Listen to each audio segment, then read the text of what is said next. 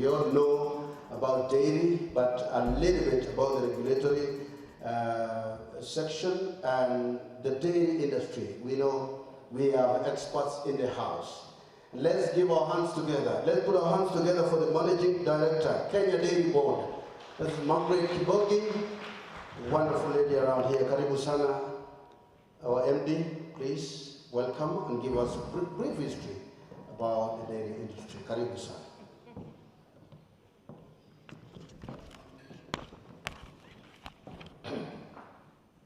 Our chief guest today, the Cabinet Secretary, Ministry of Agriculture, Livestock Development, the Chairman, Kenya Dairy Board, Mr. Loresho Mugo, the representative of our PS, the Department of Livestock Development, Dr. Chipchen, the CEOs present, our stakeholders, our partners. Good morning. Good morning. Are you okay? We are very, very happy to have you here this morning for this launch of the Dairy Industry Sustainability Report Roadmap 2023-2033. Waziri, you are aware that the Kenya Kwanza government has focused on this sector, and a lot of work has been done to ensure that we prepare this sector to higher heights.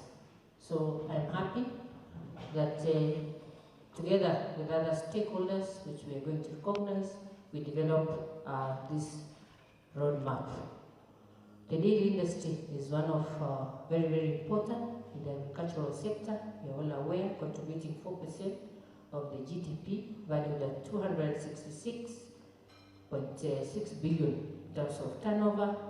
We are able to process about an average of 65 million liters, rest going into informal sector, and we have seen a growth in this sector. We have also had challenges in the dairy sector, which is because we are very dependent on rain, rain-fed agriculture because of pasture production. And we are happy when we have rains, and we have seen milk production, the country go up between May and now, and with the continued rainfall across the country, enhanced rainfall across the country, we see our production going up. However, when we have challenges for drought or minimum rains, we also see production of milk dropping. This seasonality in approach is the one that is not predictable, and it is affecting our sector. We are looking at this sector being sustainable in terms of productivity, utilization of our installed capacity.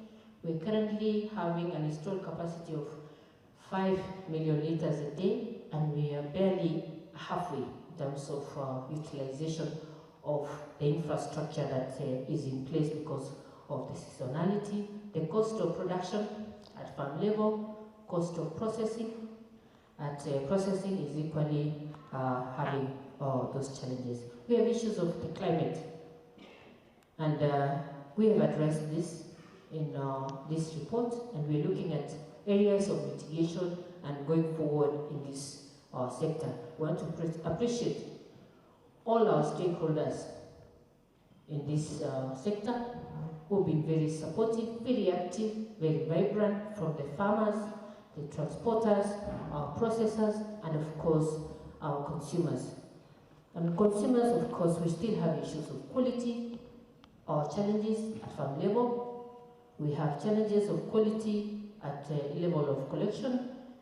And this is as a result of the way we handle our milk, usage of pesticides, usage of antibiotics, and we have continuously as a board engaged our stakeholders in issues of capacity building, information to ensure the same is adhered to so that we achieve the quality that is desired for our consumers, both internally and externally.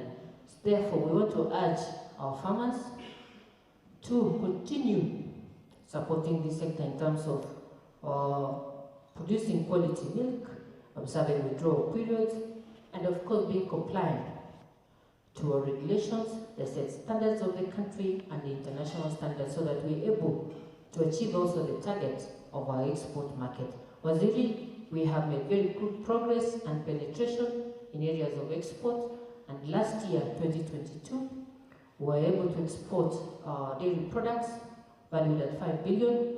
We are optimistic that we'll double the sale this year, with of course working together with other government agencies and stakeholders, because we really know that we have a market out there. We are working of course on mitigating and bringing down the cost of producing milk, which I think your ministry is actively addressing issues of cost of producing milk. What we are looking at as a sector is actually the margins. Want to improve the margins in terms of profitability and sustainability, farmer having money in the pocket, the processor having money in the pocket, and the consumer getting value of their money. Therefore, making the industry profitable and sustainable and very attractive to both the young and the old. Currently, of course, the youth are having challenges in those areas. I know, Waziri, you are addressing the issue of feed and fodder for a sector, which is one of the biggest challenges of the cost in producing our milk. We know that we have communicated this in detail, and recently we had a meeting which was championed for the industry to meet His Excellency the President on issues of interventions. And I know those interventions that will be presented will be addressed at that level, and we will see the industry moving to the next level. Coming to today's launch, which is the sustainability report, roadmap, the 10-year sustainability report. It is a very, very transformative guide that we hope will accelerate and transition the dairy industry to the world-class excellence, resilient and great impact. We are the biggest producer of milk, not only in the region of EAC, also in Africa. Meaning, this is a sector that has the highest potential to turn around in issues of livelihoods, in issues of safety and quality of our milk. This report, or the roadmap, presents a vision of the future where the dairy sector becomes thriving, enriching lives, and embracing environmental responsibility. We know the gases, the greenhouse gases, when it comes to environment, manure management, and we have seen, Waziri, what was presented here, that it is possible for us to store our milk in coolers and even pasteurize off-grid, clean energy. And along the dairy value chain, that is already in place, and we have targets in this project. When we look at this report, we have 4 pillars. We have 26 targets and 12 goals. We have, of course, roadmap in terms of implementation, monitoring, and the way it is truly put in place. It is our expectation that this roadmap will enable the country employ modern technologies and climate smart approaches in terms of processing, production, and of course ensuring that we're a milk deficit country because of growth of our population and stagnation in production. We are not able to meet the demand of internally, and we have targets to export. We have been trying to balance, and that's why we are still 85 of what we process is still liquid. We need to do high value products so that we're able to export and meet the customer preferences. This roadmap, of course, has been aligned with the bottom-up economic transformation agenda, the Vision 2030, and the opportunities in terms of rural transformation.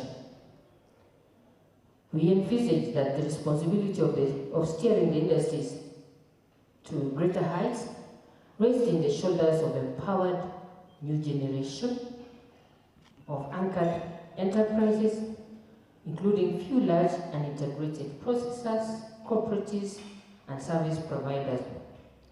Kenya Dairy Board, we are going to champion the implementation, the monitoring of this roadmap, and we are very committed as a board so that we can be able together transform the industry. We are going to establish a sustainability office within the board to just be looking at this roadmap.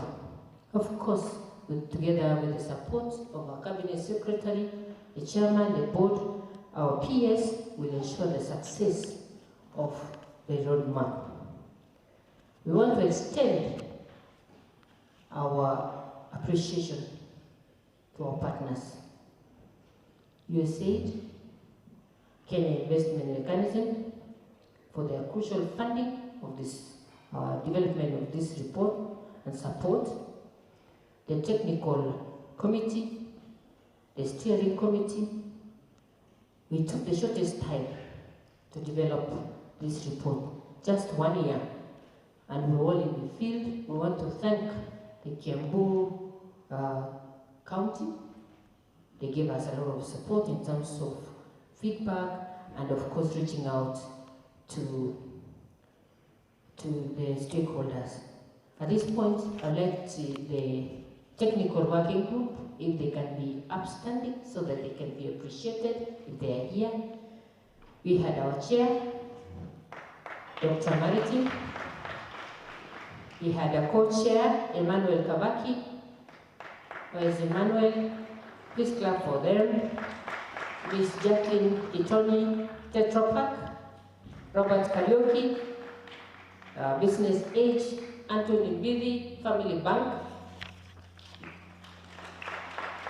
We had Lucy Mite, USAID and Kim. We had David Minor, Performator, the training champion of the sector. Paul Ndugu, a staff. Tituto Kitile, Dr. Lina Boyd, New KCC. We had KPMG team. They're here. We had Tracy Lane, who was a team leader as our consultant, Wangui Muredi, Elizabeth Mungai, Brian Danville, I think is in absentia, and Charles was also there. In this development, we had the steering committee. I was chairing the steering committee. That is myself chairing. We had Vice Type, CEO Brookside, Nixon Sige, CEO NCC, and we had Henry Otsula. I think he's here. Please clap for him, representing the steering committee. The development of this roadmap was very inclusive, very detailed. This team were very committed to ensure that we deliver a good report that is going to see transform this sector. Finally, we firmly believe that this comprehensive framework will transform the sector and serve as a compass for stakeholders As they forge ahead on their sustainability journey together, let us strive towards a common goal of building a sustainable dairy industry in Kenya, one that empowers communities, nature's environment, and unlock unprecedented opportunities for all. The future of dairy begins here, this framework. Thank you very much, and may God bless you. Ladies and gentlemen, let's all appreciate the MD, Dairy Board. Thank you so much for giving us a brief history about it, and you've also opened our eyes that this is actually the white gold. CS, Waziri Wetu, this is the white gold. As people have black gold somewhere else, we have the white gold, and the white gold is this milk. This is what gives us employment. But one thing that I will also request Waziri, we need to do something about the youth, because I tend to believe that the youth, a lot of youth are in towns. They only go to the village only once in a year, and the closest they can come to a cow is a cup of tea. So we want to request that we put in a lot of effort in trying to see that we hand over the baton to the new generation and to the young generation at the same time on issues of this milk. Otherwise, in the near future, the likes of me and you and MD and the rest, once we are a little bit tired, tunauza ng'ombe yote na maziwa yanakamilika. Thank you so much, Madam MD, asante sana. It's now a high time, and you can see as we prepare this. We have a presentation from KPMG. As Madam MD has just mentioned, that this is among the team that were organizing and making sure that they put together things to work out on this daily sustainability roadmap. And I want to request, on behalf of the team, Tracy Lane, to be here. To begin makofi, let's appreciate Tracy Lane from KPMG as she prepares to give us a presentation here. Welcome. We are ready for it, and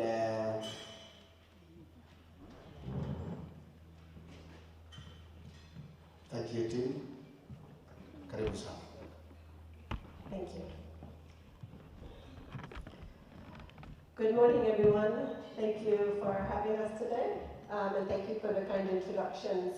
My name is Tracy Lane. I'm an Associate Director at KPMG East Africa, where I lead on our climate change and sustainability initiatives across the region. KPMG had the privilege of working with Kenya Dairy Board, with the steering committee and the technical working group to develop this Kenya Dairy Industry Sustainability Roadmap. I also want to acknowledge the support again of USAID's Kenya Investment Mechanism, who supported this process as well. I was very pleased to hear the MD's remarks to state that the future of the dairy industry starts today, and I think that that's a message that I'd like to repeat in my remarks as well. The roadmap, we started the process a year ago, but it is very much a journey, a long-term journey. This is a roadmap, and we are just at the start of it. So I want to thank you all for being here today to launch this journey, and we look forward to supporting the industry on this sustainability journey. We're going to briefly walk you through some of the key elements of the roadmap. I'll bring some of my team members up to walk you through some of the details so that you're familiar with what's in the roadmap. And then we can answer any quick questions, and then we'll bring the ministry up to make some remarks after that. Oh, I see we don't have the slides. Just give me a moment before I go on.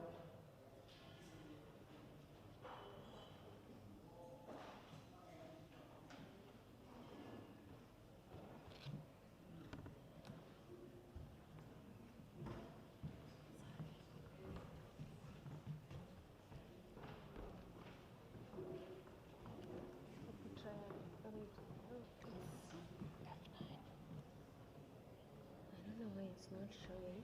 Take it out, put it back in.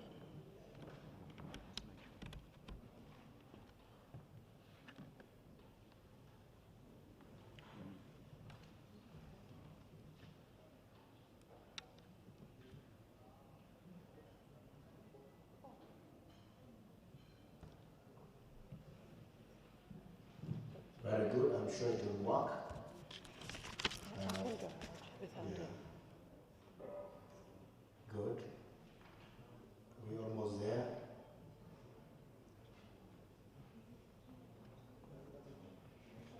I can talk without the slides for a few minutes. I think I'll go ahead without some of the slides just to keep us moving along. Hopefully they'll come up when we get into some of the more detailed elements of the presentation. But really I just wanted to start also with a few remarks about what do we mean by sustainability. So sustainability really is about meeting the needs of the present without compromising the ability of future generations to meet their needs as well. And it's really presented as the intersectionality of environment, social, and economic considerations, where all of these three aims are in balance. In the dairy sector, sustainability involves sustainable production practices, reduction of waste, use of renewable energy, and reducing greenhouse gas emissions. It also means ensuring the well-being of farmers and industry workers, and also ensuring the economic health of the sector for all players in the value chain. We also, more recently, hear the term ESG, which means environmental, social, and governance. That's an acronym that comes more from the investor lens on sustainability, and it means more of a way to measure an entity's sustainability. So ESG and sustainability are very much linked, but ESG looks more at a way to measure the sustainability of an organization. There are a number of drivers for ESG in today's context. We have a number of different stakeholders pressing for better ESG and sustainability performance. Those stakeholders include funders and investors who are increasingly tying funding and investment to strong ESG performance. We have regulators who are requiring stronger sustainability performance and disclosure around risks to sustainability. For example, climate risks is a strong driver for regulators to require sustainability reporting and sustainability action. We have business partners and customers also looking for stronger sustainability performance before doing business with an entity. That means your business partners up and down the value chain are expecting strong commitment and action on sustainability. The media, of course, is also a key driver of sustainability, and there is a strong possibility of both positive and negative press and publicity related to sustainability actions. Employees are increasingly wanting to work for organizations with strong sustainability performance, and also the communities where we operate are expecting entities to take sustainability seriously and make a commitment to ensuring the well-being of the communities within which we operate. Those drivers have brought us here today and have brought Kenya Dairy Board to this point, really ready to make this commitment to a long-term sustainable future, but not just the Kenya Dairy Board, but the players in the industry. All of you here today will have a role to play in taking the industry forward on a sustainable path. With that, I'd like to bring up my colleague Ephraim Njega, who has been a key member of the technical team working with the team to develop this roadmap, to take you through some of the key elements of the roadmap, including some of the targets and commitments being made. Hopefully in just a moment we will get the slides up on the screen, but hopefully in any case we'll be able to walk you through.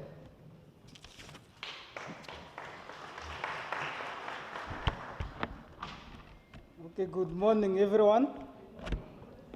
Good morning everyone.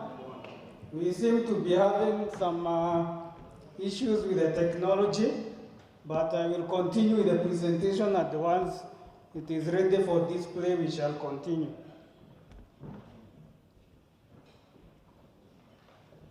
So the first issue I want us to discuss is the question of why do we need a sustainability report at this particular point for this sector.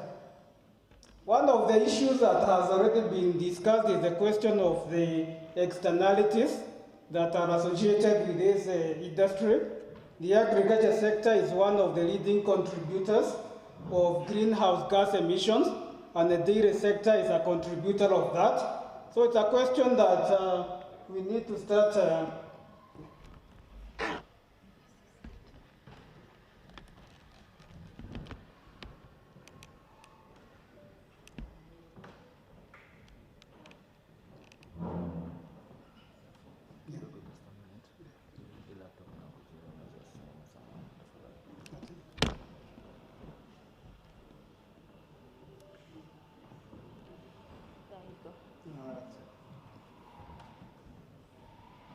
So as I have said, we have the question of greenhouse gas emissions, and we need to lower that.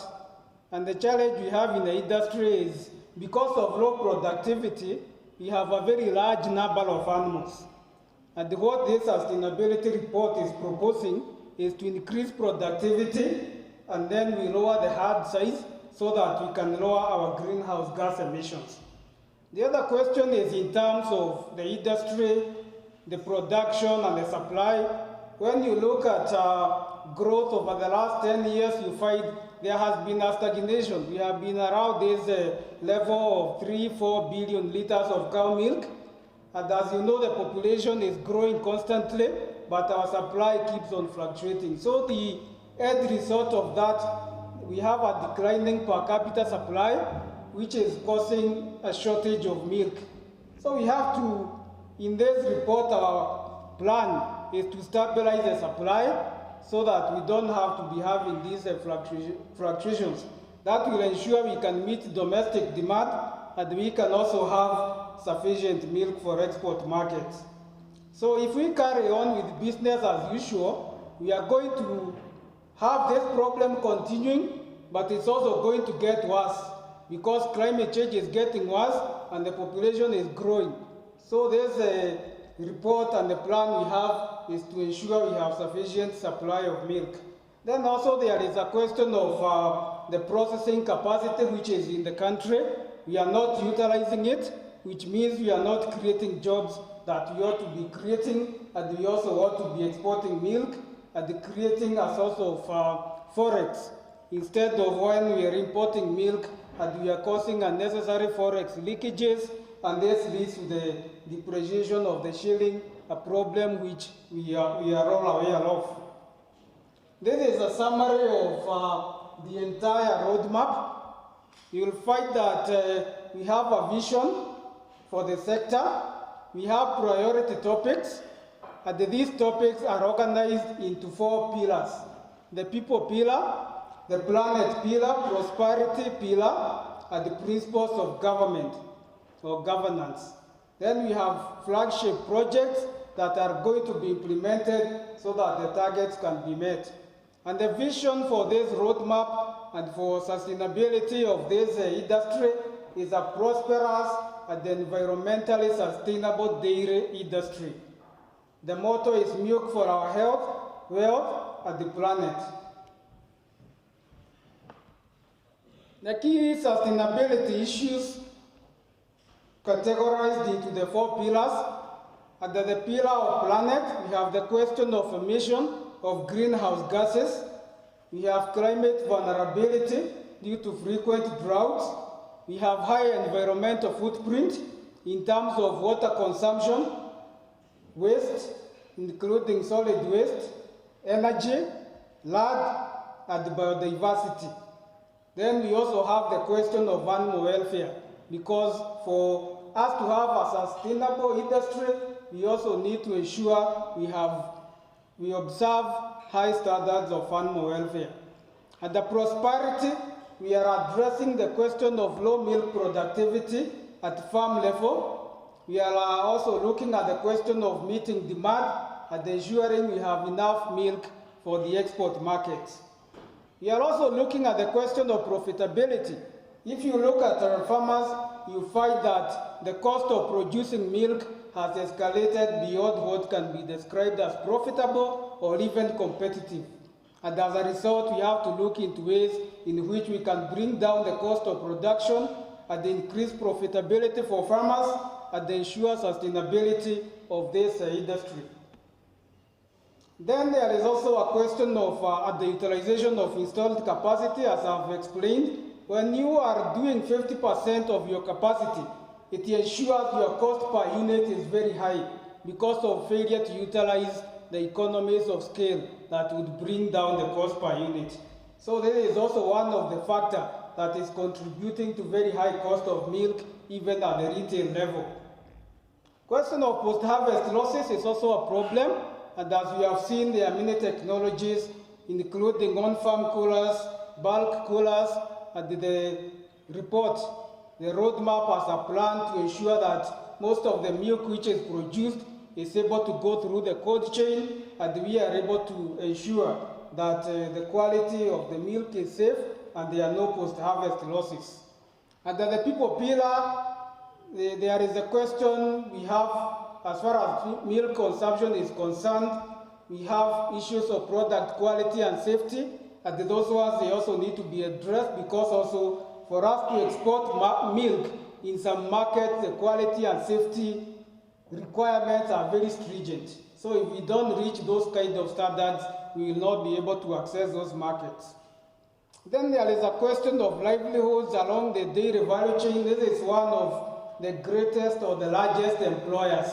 And we need to ensure that people are not just employed, but they are getting a decent livelihood out of their employment, even for our farmers. Then the other question is under the pillar of principles of governance. There is a question of governance, which is a threat to sustainability of enterprises, especially when you look at cooperative level. I'm sure all of us, we have read in the news, some cooperatives, they are having ragos, others have collapsed, and that is a big challenge. All those are issues that are caused by governance. Then there is a question of inclusivity, issues of gender, and also the question of youth participation. I think in every value chain in this country, we have a question of aging farmers, and the youth are not getting to the industry. So that raises questions of sustainability. When the old farmers are no longer doing farming, what happens to this industry? So for us to have a sustainable industry, we need to ensure that our young people are getting into dairy industry. I'm going to be very fast because of time, but I'm sure the report will be circulated, and this PowerPoint presentation will also be circulated. So we have a number of goals and also targets under each goal. At the planet, the goal is to lower environmental footprint of the dairy industry to support the country in meeting its nationally determined contribution targets. So you find we have those targets that we have promised to the world that we are going to lower greenhouse gas emissions, and every sector has to play its role. So for the dairy sector, it has its target, how much it's going to do to contribute to the promises the country has made to the world. There's a goal, under this goal we have 8 targets, and one of them is to lower GHG emissions by 35% from the 2021 levels. This will be through the use of green energy, such as biogas, solar, geothermal, and tree planting. We have seen a demonstration of what biogas can do, and as a country, we have a rich resource of geothermal energy that can be used even to pasteurize milk. so we can utilize that and lower the environmental footprint of the industry. The other issue is for processors. We have a lot of energy leakages, and we need to ensure that 90% of our processors are doing their production in the energy efficient methods. There is also the issue of consumption of water. This industry consumes a lot of water, and we need to reduce that by 20%. We also have to reduce the wastewater and the water use, so that for 1 liter of milk produced, you only consume 1.5 liters of water. For 1 liter of milk produced, you consume 1.5 liters of water. As for now, we are doing much higher than that. Then also the question of solid waste from farm level to processing, it has to be properly managed, and we want to ensure that there is 90% treatment of solid waste. On the question of discharge, when processing of milk is being done, there is a lot of wastewater that comes out of that, and its quality currently, it needs to be improved, so that what we are discharging into the environment, it does not cause any harm. Then we have a question of, we cannot be able to mitigate all the greenhouse gas emissions at farm level. So what the industry is proposing to do is to make sure we also take part in the National Tree Planting Initiative. We have our target as a country to do 15 billion trees, and this industry is committing to do about 5% of that, so that we can mitigate against those kind of whatever residue GHG emissions we cannot deal with, we can be able to deal with them in another way, so that at the end of this roadmap, we should be at net zero in terms of emissions. And the other issue is compliance with animal welfare. At least 90% of the farmers should be compliant. Regarding the goal of prosperity, the goal is to produce sufficient milk to meet domestic demand and export targets in a competitive way. I think the question, we have been talking a lot about production, but even if you were to increase production, if you are not competitive, it means you cannot be able to access market, it means you cannot be sustainable. So it is a very rich goal. We need to do the production and do it competitively. And to do that, we have set 5 targets. One of them is to raise production from 95% to at least 105% of domestic demand. So what that means is that we will be able to have enough milk for the domestic market, and out of that, there will also be another extra 5% or more that is going to be exported. The other target is increasing productivity from 10 liters to 20 liters per lactating cow per day at micro commercial dairy farm level. So what this roadmap does is it classifies dairy farms into different categories. So we have pastoralists, we have subsistence farmers, and we have what we are calling micro commercial dairy farm. A micro commercial dairy farm is not a subsistence farm, it's a small farm, but it is doing dairy farming as a business. And the purpose of this roadmap is to ensure that we have 2 categories of milk production. We have a baseload production that comes from the commercial sector and which is not affected by climate. So that baseload production will not be fluctuating. Then we have the intermittent supply, which comes from pastoralists, from subsistence. This one is hit very hard by climate change. And when it happens, even if we were to lose 50 or 70% of that supply, the country will still be able to meet its needs and still be able to export milk. That is one of the most important aspects of this roadmap. We need to deal with this issue of fluctuation, and the only way to deal with it is through commercialization, and we have a very clear strategy on how that is going to happen. Then the other question is quality of feeds and fodder, and the cost needs to be lowered by at least 50% from the 2023 highs. Also, we need to increase processor capacity utilization from less than 50% to at least 80%. And the question of seasonality, we need to lower it from plus or minus 10% to below plus or minus 5%. At the people pillar, the goal is to supply quality, safe, affordable milk while providing decent livelihoods across the dairy industry. And in that, we also have 5 targets. One of them is to ensure that 80% of the milk produced it goes through the value chain, whether it is formally or informally marketed. And the other goal is to ensure that at least 50% of the marketed milk output is formally processed. The third goal is to lower the retail price of milk by at least 20% from the early 2023 highs. The fourth target is to ensure that the dairy farm level owners, they get monthly earnings that are at least double the minimum wage. And the target number 5 is to raise employment income to at least the gazetted minimum wage across the dairy industry. And the principles of governance, we have one goal, and that goal is a properly governed and highly inclusive dairy industry. To realize that, we have a number of targets. One of them is about developing various codes, such as gender policy, inclusivity policy, supplier code of ethics, and all that. This should be done by at least 90% of the large corporates in the sector. The other issue is to ensure that the industry members, they do sustainability reporting. When you look at other industries, they are much ahead of us.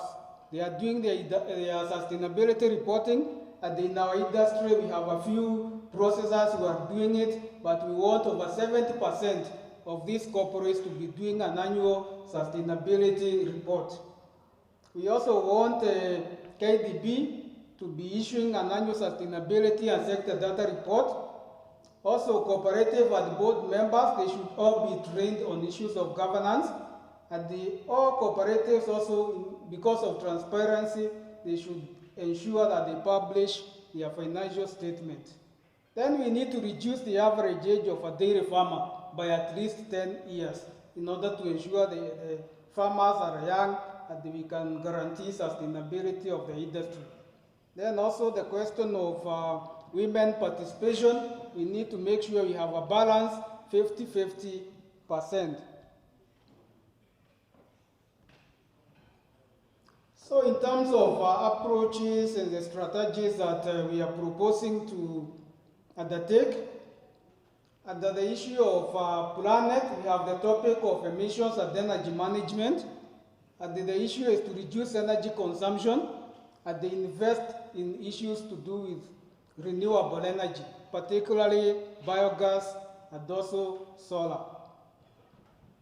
Then there is a question of machinery. We need to do retrofitting and ensure we have machines that are energy efficient, and also ensure regular energy audits so that what you are doing, you can be audited, and if you have areas you can improve, you can get that information.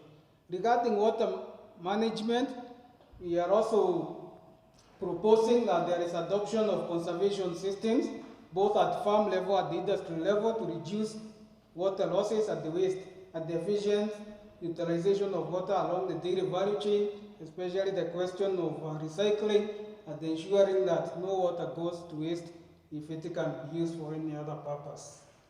Then at the waste and the effluents, we are looking at farms. Many farms have issues to do with this large biogas, lack of biogas, which can help to manage that, and we have targets where we want a certain number of farms, they should have biogas kits and they be able to manage solid waste while producing renewable energy for their operations.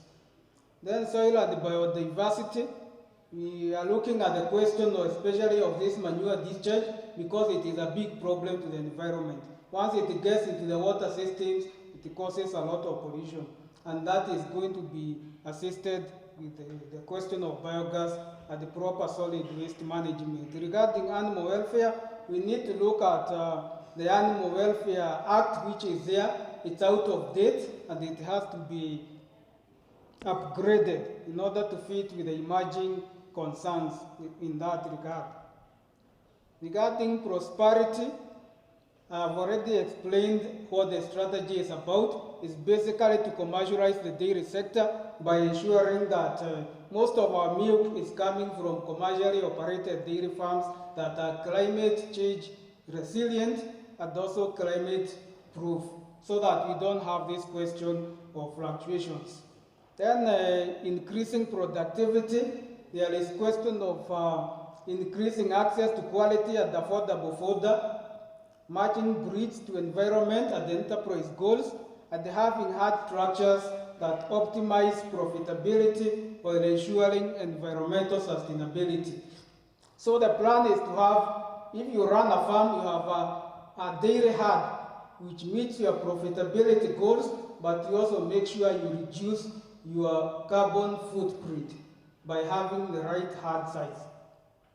Then training of dairy farmers, and also the question of extension. There is already some work which is going on in this industry where farms can share a dairy farm manager, because the micro commercial farms, they cannot manage to hire a dairy farm manager, a professional manager. So you can have where you share these managers. If it's 50 farms, they can share one manager. One day he is in this farm, next day he is in another, and therefore you will be able to professionalize the dairy farms without incurring a lot of cost. Then insurance of livestock, because the question of sustainability is also about risk management. So you don't want a question where when your herd dies because of whatever reason, then you close business. There should be business continuity, and that can be ensured through livestock insurance.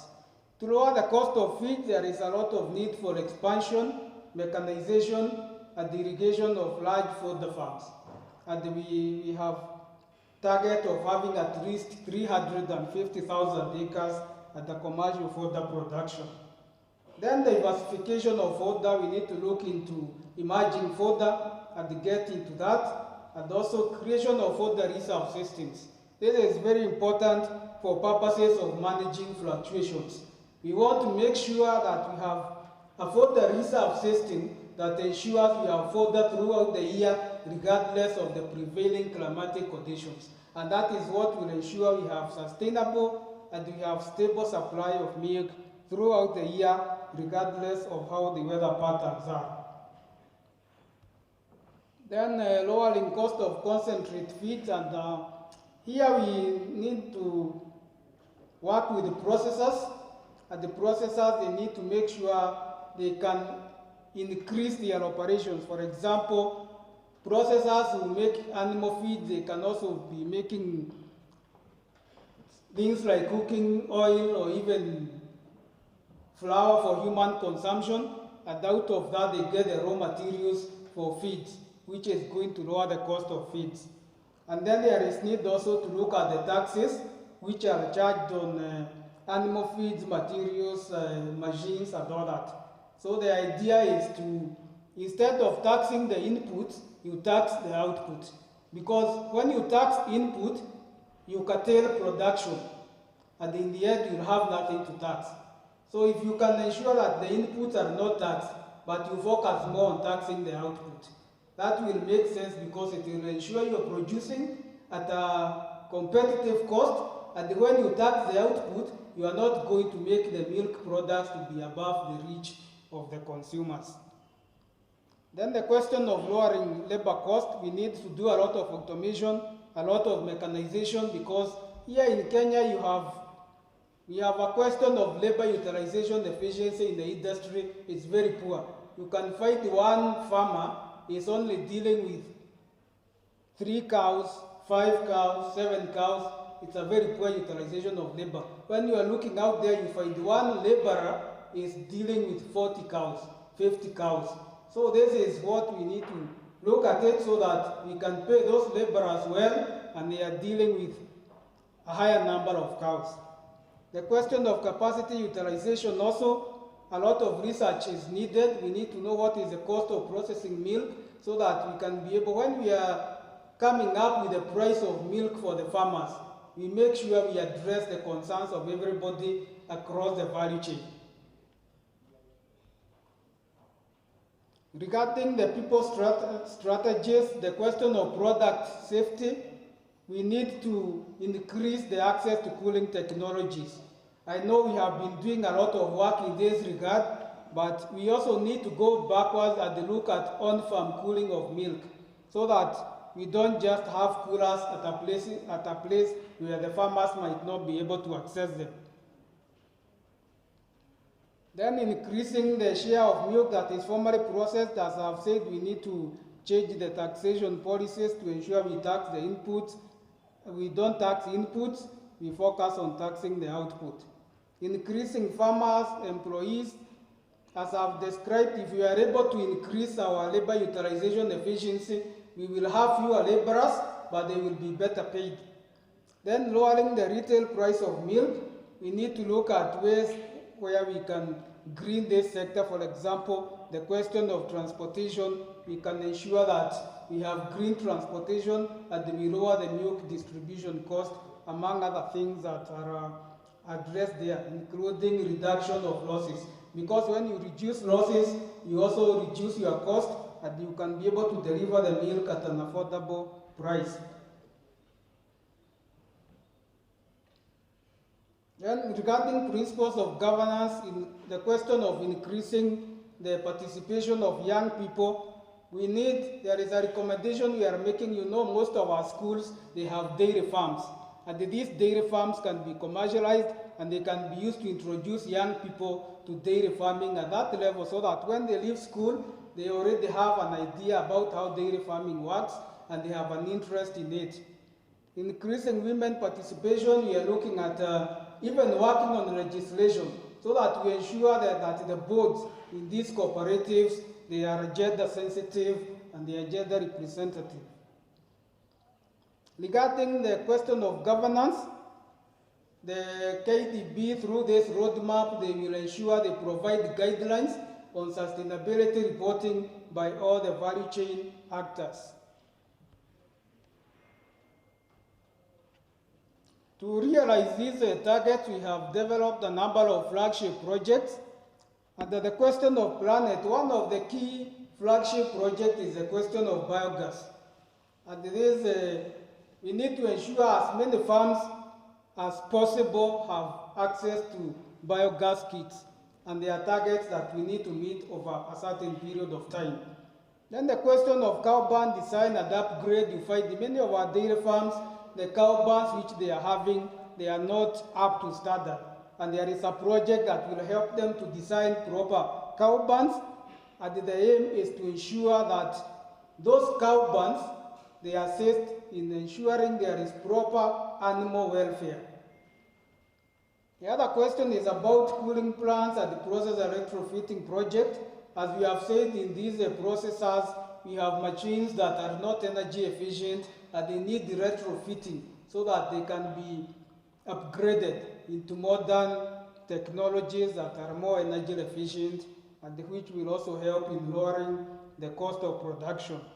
The goal of tree planting also, as I have discussed, the industry over a period of time will continue taking part in that and meeting a certain level of targets.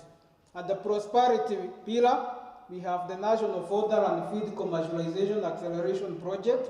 And this project is about ensuring there is fodder production and there is a reserve system to conserve that fodder and ensure it's available throughout the year. There is also the question of having model farms that can be at sub-county level, and these farms are going to help to accelerate commercialization by doing demonstration, by doing training, and helping farmers to understand how a commercial dairy farm is supposed to be operated. Under the People Project, we have the question of access to milk coolers, and what we are looking at is to ensure we have on-farm coolers, because what the roadmap proposes is a micro commercial dairy farm is supposed to produce at least 50 liters of milk per day. So this farm should also have a small solar cooler that can be available at the farm so that they can even consolidate the evening and the milk and the morning milk so that it doesn't have to go into waste. At the principles of governance, we have the question of youth in dairy, and we have the project of introducing dairy farming in schools. and also undertaking training of the youth through the various social media platforms. For implementation of this roadmap, we are going to have different agencies, and the lead implementation agency will be Kenya Dairy Board. There will be a Dairy Sustainability Roadmap Steering Group, and there will be a Kenya Dairy Sustainability Working Group, which are going to have the roles to ensure that this report is implemented. At each of those institutions, the roles, they are described in the report, how each institution is going to play a role to make sure that this sustainability roadmap is implemented. For monitoring and evaluation, we are going to have a framework, and we are also going to have an online portal where we can track what everybody is doing to make sure that this report is implemented. Then we also going to have a portal where all the data can be stored to ensure everybody is reading from the same template. Then there is a question of sustainability report. We want to make sure that all the value chain actors, they do sustainability reporting, and we have a portal where we can be able to see what everybody is doing to meet the targets that are in this roadmap. Then also sustainability audits. If you do a report, you can invite an external auditor who can audit whatever you are saying you've done and verify that actually you have been able to achieve the targets which you are reporting. Then the production of a daily digest on a quarterly basis to ensure we have updates on the status of the industry on a quarterly basis. At an annual roadmap implementation progress report, all those things, once they are done, we have to look at the roadmap, and each year we see how far we have gotten in terms of meeting the targets. In terms of financing this roadmap, we cannot be able to achieve these targets without finance. And one of the recommendations is to have a dairy development fund. This fund can be funded through a levy. It can be funded, right now we have a lot of money which is being dedicated to the question of climate change.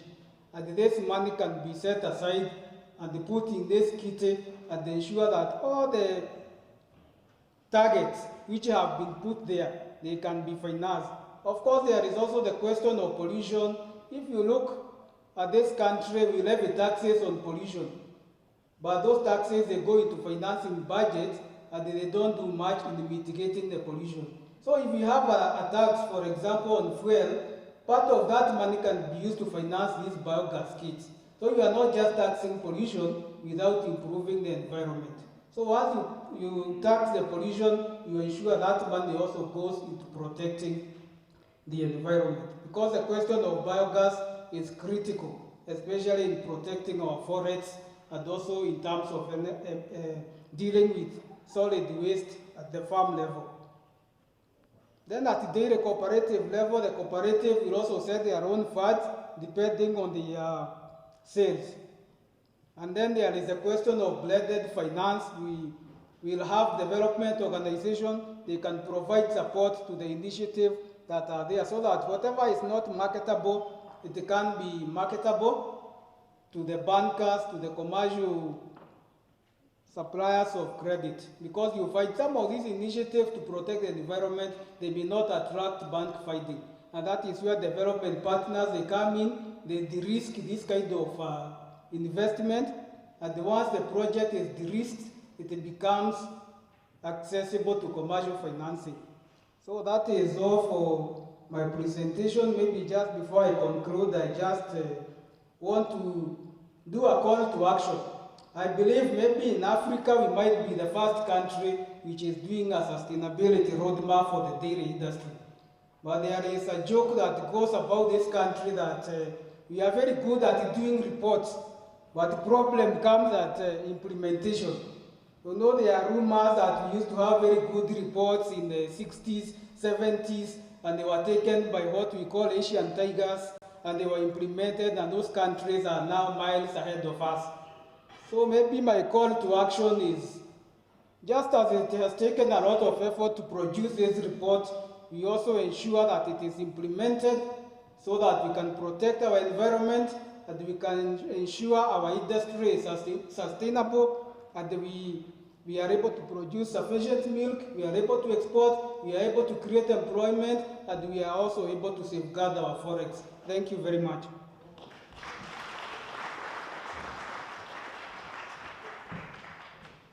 Thank you. Thank you, sir. That's not enough, ladies and gentlemen. Let's appreciate Ephraim. More better and more better to begin my coffee. Let's appreciate you, ladies and gentlemen. Thank you. I think he's almost summarized everything that whenever we think about a cow, and I think from production, come to fodder, come to biogas, come to the climate change, come to money that has to be put in. You've touched almost everything. And I want now to, just before we get into the climax of it all, we have other stakeholders who are here, but I believe we will only have a few for, we get a feedback session, and we will move very fast. Probably we'll give one in every field. We have the processors in the house. Can we see the processors in the house? Let's raise our hands up. Please, the processors in the house. Let's appreciate the processors in the house. And on behalf of all the processors, may I request Ambassador Ngovi Gitao from Kabianga Dairy, please, probably yeah, you're there. We can have you for a minute, please, Ambassador, just for a feedback, and I think thank you very much, MC. it will be very important for you to be here. We are live on TV. Yeah, I will give you. You want me to come there? Yes. Oh. Yes, please. We really want to. This is not my function, so it's always better to stay out there. It will be only just a minute. Karibu-san. Okay, thank you very much, MC. Chief guest, CS Vituri, Chairman KDB Mugo, my good friend KDB, MD Margaret, the PS representative, and all stakeholders. Good morning. Yeah, I would like to comment about this presentation, and I would like to start by saying that we need to extend our big congratulations to KDB and its leadership for coming up with such a, I would say, detailed, well-researched, well-analyzed, and inclusive roadmap for Kenya. Congratulations, Margaret. And then I would like to comment on 3 of the 5 sustainability solutions, purely from a business point of view. The first one is on intensive and commercially oriented production. What I would like to say is that there are 2 ways we can increase production as far as milk production is concerned. The first one is you can increase the yield per animal. The second one is you can increase the number of animals. And that brings a challenge to the small farmers who we are trying to support, because they may not have the capacity or the space to increase the number of animals. So the way forward, I see from that particular solution is something which we are not very comfortable with, but we may have to consider genetics if we are going to increase production per animal. We are talking about 3 liters per animal, which is too low. And we are signing a lot of agreements, bilateral, trilateral, in as far as business is concerned. And we'll be competing with countries where an animal is producing 80 liters. It will be quite a challenge for the small farmer to compete unless we take some action in that area. The other area is commercial farming. Commercial farming, and I don't want to get controversial about the greenhouse gas emissions, will lower the cost of production. At the same time, commercial farming will lead to the second sustainability solution, the animal feed and fodder. We need to produce affordable animal feed. Currently, it is not very competitive because of the way we are doing it. And the government has got land. There's a lot of land which is not being used, especially in the arid and semi-arid regions. If that land is leased to the processors, it will help a lot to improve and supply animal feed to the farmers. The last sustainability solution I want to touch on is on joint ventures. Joint ventures is very important across all the sectors, because if you look at our trade balance, like last year, our trade balance was about $34 billion. Out of that, $25 billion were imports, and $9 billion was exports, meaning that no matter how hard we try, we will not be able to raise enough funds to continue funding those imports.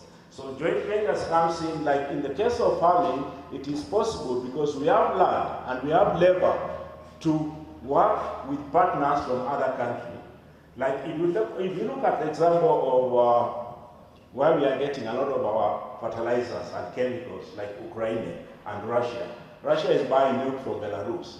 Ukraine is importing milk from Poland and other countries. We can do a bilateral agreement with them that we are taking so much from you that please take so much milk from us. I think that way we'll be able to have a sustainable industry. Finally, our installed capacity is 5 million liters. We are operating below 50%, and our target is to increase to 80%. That is visible, Margaret. It can be done, and I say yes. One challenge we are facing is the informal sector, or what general Kenyans call hawkers. And take into account that the government is trying to raise taxes, and every processor is paying cess, is paying levy, is paying income tax, is paying duty on raw materials, is paying every tax in this country, but hawkers don't pay any taxes. So how is it going to work? Secondly, it's not that farmers want to sell to hawkers. It's because of cash flow. The farmers don't have money, and the hawker gives them money. So we have sat down, we have discussed. Yes, we met in Nakuru, at State House Nakuru, with the president, and we talked about the Dairy Stabilization Fund. If those things are implemented, then the industry will be visible and very profitable. Thank you very much. Thank you. Thank you very much. Let's all appreciate Ambassador Ngovi Kitao. To begin with, let's appreciate him, ladies and gentlemen. I think he's just talked like a gentleman, and everything that he said is very true. Ladies and gentlemen, now may we move to the dairy farmers. We have the dairy farmers around here, although we don't have all of them. You know, the dairy farmers in this country. Let's raise up our hands, and on behalf of the dairy farmers, tuwapige makofi. The reason why we are here today is because of you. May I request Haron Baya, where is Haron? Haron Baya from Hemlock Dairy, please. Karibu sana, karibu farmer. Let's appreciate the farmer more.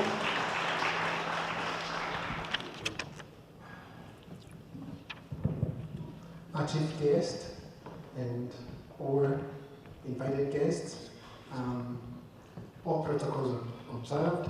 As a farmer, I can get away with some gaps, so please allow me. I really appreciate the effort that has gone into drawing this roadmap, and I appreciate not only KDB, the ministry, for drawing it, and it's good to see this room, which represents a lot of belief in the sector. And therefore, I'm delighted as a farmer. I've grown, unfortunately, when I started, I was in the category of not so old. Now, from this, the roadmap wants me to exit and others to come in, so I'm a bit threatened, but it's still okay. It's good. So I appreciate the effort and the thought that has gone into this. And I really don't want to comment on the content a lot. I hope we will be able to scrutinize and take the document and think about not only the strategies, but the ideas there and see how can we partner with them and turn them into action. There are lots, otherwise we can get really dragged into the issues. One of the things I also appreciate is that this roadmap is farmer-centric. It's very farmer-centric. It focuses on the farmer, which is good. And I was thinking there and sitting there and thinking, do the farmers know what this roadmap is telling us to do? In the last 10 years, according to the document, there has been near zero growth in production. But now you're saying in the next 10 years, increase production by nearly 50%. That's a real big gap. From near zero in 10 years to 50% increase in the next 10 years. I think we really need a bit of magic to achieve that. 2.5 billion is a target put. I don't know how you intend us to really achieve that. And that's a real challenge. And I was thinking, sitting there and saying, all the farmers here need to understand that they are telling us to produce milk and nearly double for some, or at least increase by that level. So I think it's a very big challenge, and I would wish that farmers can get this message.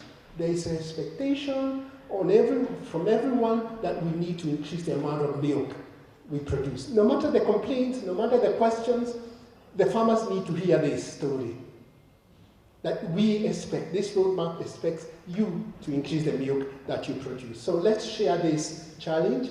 I think it's good because it will stimulate the thinking among the farmers.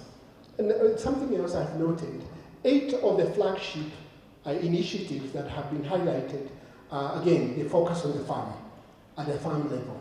So if we do that, that will be interesting, will be good, and it means resources will go to the farms, and we can learn from there and grow. This morning I just talked to a friend of mine, and he asked me, how are you doing? And I said, just learning. And I've been in this industry for a long time, but there's nothing that never stops learning for a dairy farmer. It's constant. So the 8 flagships, flagship initiatives focus on the farm. I think it's a good, if we can deliver it, I think that will make a big change. But the issue is, can we deliver it? I think one area that I will comment on is the principles of governance.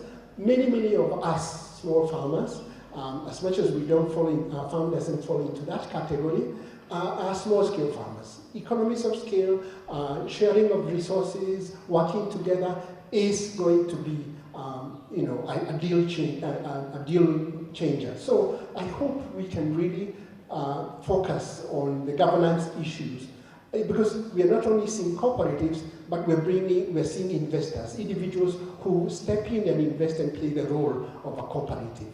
What are the governance issues around that, especially in the value chain?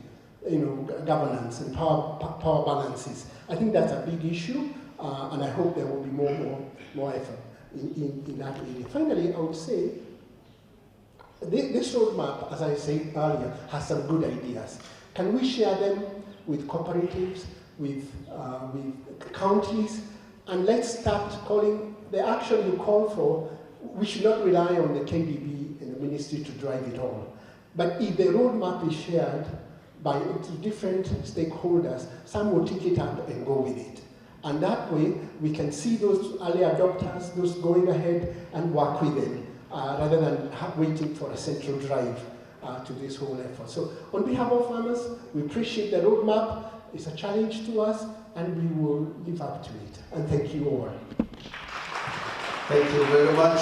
Let's appreciate our farmer and the farmers who are here. And Haran, thank you very much. And I believe very greatly that the glory of farmers will be brought back and under the leadership of His Excellency the President, Honorable Dr. William Samoei Ruto, and with the able Cabinet Secretary, Honorable Linturi here, things will be good for farmers. Ladies and gentlemen, we have the service providers in the house. Can we see the service providers? Let's see the service providers in the house. Let's appreciate them. Let's appreciate the service providers. And I would like to welcome on behalf of the service providers, Purity Gathuri. Purity Gathuri, this is our equipment. As you can see that equipment outside there. We have from Tekwin Limited. I think we're almost coming to, probably this is the second last item, and then straight away. Welcome. Let's appreciate this lady. Let's appreciate her. Pigia makofi vizuri. Asante sana. Karibu. The Chief Guest, Cabinet Secretary, Ministry of Agriculture and Livestock Development, the Managing Director, the Chairman, all protocols observed, good morning. My name is Purity, and as you've heard, I'm representing the service providers, the supplier. We are suppliers of equipment in the dairy industry. And first and foremost, I would like to appreciate the Kenya Dairy Board for taking this step. We definitely cannot talk about the future of the dairy value chain and the future of this country without talking about the issue of sustainability. Secondly, I would like to appreciate the involvement of each and every stakeholders within the dairy value chain. That is definitely showing the fact that they are very serious to implement this sustainability roadmap, because we all are stakeholders in the achievement of this sustainability agenda. The next issue I would like to touch on is some matters that have been mentioned about by the earlier speakers. The Managing Director mentioned the issue of the quality of the milk, while in the KPMG report you've mentioned quite a number of issues that are touching on post-harvest losses of milk. And this is really a major issue, because you realize the last time I checked, I think about 80% of the milk producers in this country are smallholders. And these smallholders, they produce, in terms of the numbers, maybe the contribution is about 20%. So if we are to ensure that these smallholders are able to produce to capacity, then it means we are able to reverse the mathematics. If the 80% can be able to produce 80%, it's not the other way around, 20% producing 80%, then it means that we will be able to address the issue of the quantity as part of which is a major concern in this industry. Now, when we touch on the issue to do with the post-harvest losses, majority of these losses is mainly because of the issue to do with handling, lack of proper equipment to be able to handle the milk well, and the storage facilities. The same time we are talking of the smallholders, these are the people that are in off-grid areas. And the question of sustainability really comes, it becomes critical while addressing this issue, because the people in off-grid areas, they mainly do not have power, and so as a supplier of the equipment within those sectors, we basically need to think about a solution that will touch the majority. So as a company, we have been able to incorporate the solar and the biogas so that our equipment can be able to reach those in off-grid areas and be able to sort out the issue of post-harvest losses. Thank you very much, the KDB team, and we pledge our support at the stakeholders in this industry. Thank you. Thank you very much. Thank you. Thank you so much. Let's appreciate Purity, Kapuri, and for those who've not visited the demo outside there, please, I'll request you just immediately after this, you will just pass by there and know what is happening. That is where we use biogas and use the solar at the same time. Ladies and gentlemen, I know there are development partners who are here, and I believe the development partners are here. Can we raise our hands? Can we see the development partners who are here? Oh, good. Let's appreciate the development partners who are here. Tuwapigie makofi, asante sana. We appreciate you so much. And on behalf, I would like to call from Food and Agricultural Organization, Johnston, who is here with us. Radio Johnston. welcome, karibu sana. I would like you to be on this podium for the benefit of these microphones. Thank you. So, to the chief guests, Madam MD, the chairman, and all protocols observed, good morning. So, I'm not Ruja Joston, but I'm standing on behalf of her. She just had to step out. My name is Phyllis Ndungu, representing FAO. So, I'm just going to give brief remarks about the partnership we've had with KDB.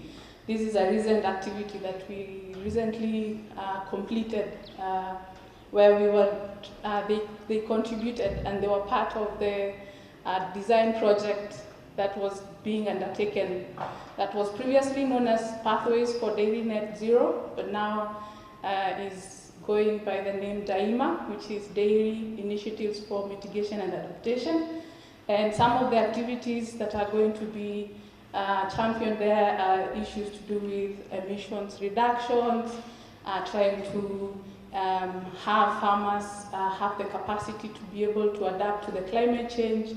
And some of the things that KDB and FAO and IFAD have been proposing are to do with improving management, farm management practices.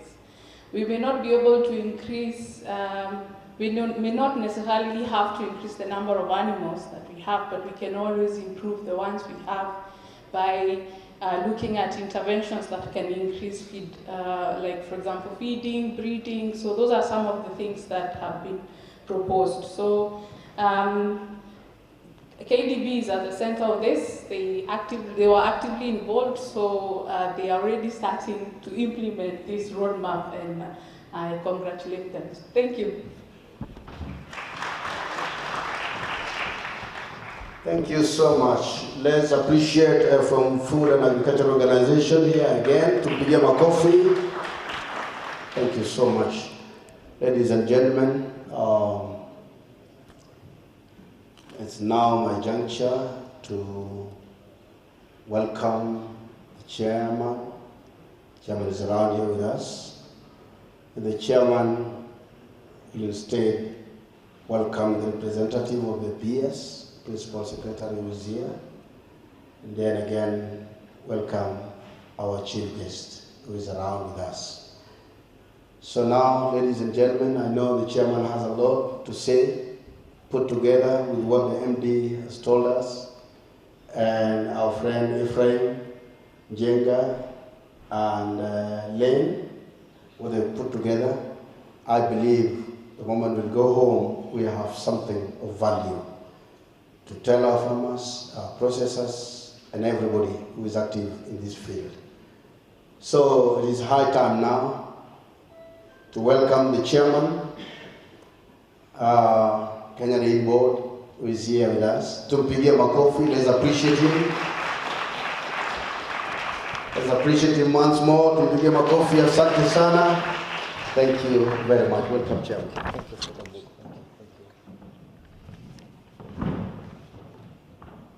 Thank you very much.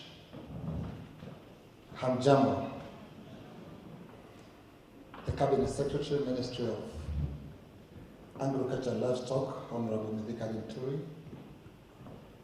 the representative of the PS, my brother Chepchen, Doctor, the Managing Director of Kenya Dairy Board, Margaret Kibogi, plus the management represented here, CEOs present and directors present, our good representatives from US End, our representatives from FAO. I'm told we have IFAD with us, Danish Embassy, representatives of milk processing companies, dairy farmers, milk transporters, input service providers, representatives of KPMG, distinguished guests, ladies and gentlemen. Good morning once more. Naomba niwasalimie kwa salamu za maziwa. Sijui kama mnajua we have greetings za maziwa. And they go like this. When I say maziwa bora, mnasema kwa afya na mali. Maziwa bora hamjamalizia vizuri. Maziwa bora kwa afya na mali. That is our slogan as Kenya Dairy Board for the sake of the dairy sector. It is indeed great pleasure for me on behalf of Kenya Dairy Board, the Board of Directors, to welcome you to this breakfast lunch of Kenya Dairy Sustainability Roadmap 2023-2033, a transformative guide that will accelerate the transition of the dairy industry to world-class excellence. I wish to extend our appreciation to all of you for finding time to grace this occasion.